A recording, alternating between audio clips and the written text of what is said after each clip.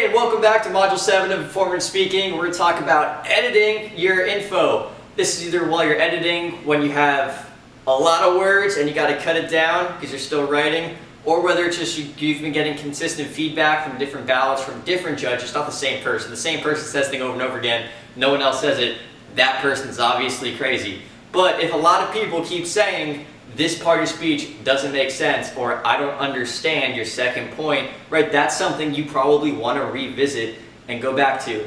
One thing you can do is get fresh eyes on it, get fresh ears, show it to people who haven't seen it before, whether you just show them the draft or you read it out loud to them, right? Because if it's just you looking at it over and over again, it's obviously going to make sense to you because you're the one that wrote it, hopefully.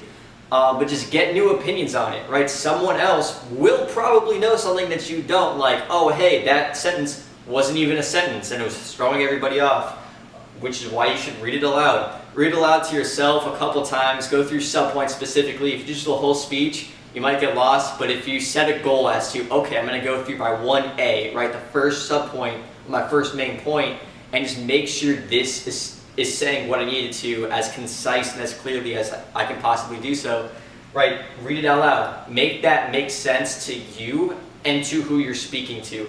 Read it out to friends, families, neighbors, teachers, professors, uncles. Bring it to holidays and just say, hey everyone, I need your thoughts on this. Or go to tournaments, right? And when you're at tournaments, you're gonna read it out loud to other people. So if you got a big tournament coming up, hopefully you can have smaller tournaments where you can get practice. Read it out loud to them, but actually perform it, memorize it, do your thing. And then question, right?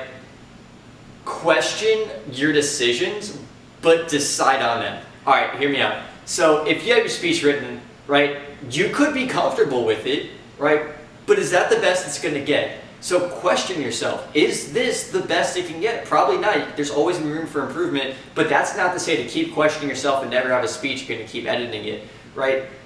If you've been getting feedback that a certain part of your speech, or maybe its delivery style, can be improved, think about different ways, right? 20 different ways, not just one or two, but like 10, 15 different ways of which you can do it. You might want to rewrite a subpoint like 8 times, read to different people, and see what they say, right? It might be a mixture of them that ends up being the best one that you can do.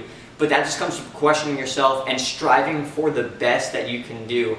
And then decide. Make a decision and go for it. You don't want to end up the night before a tournament still not knowing which draft you're going with, which subpoint you're going with, and how you're going to deliver a line.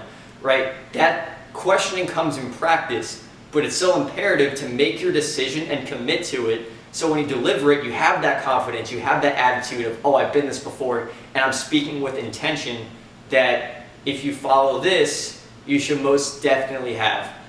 That's Module 7. Stay tuned for Module 8. Take the right step with 8 steps.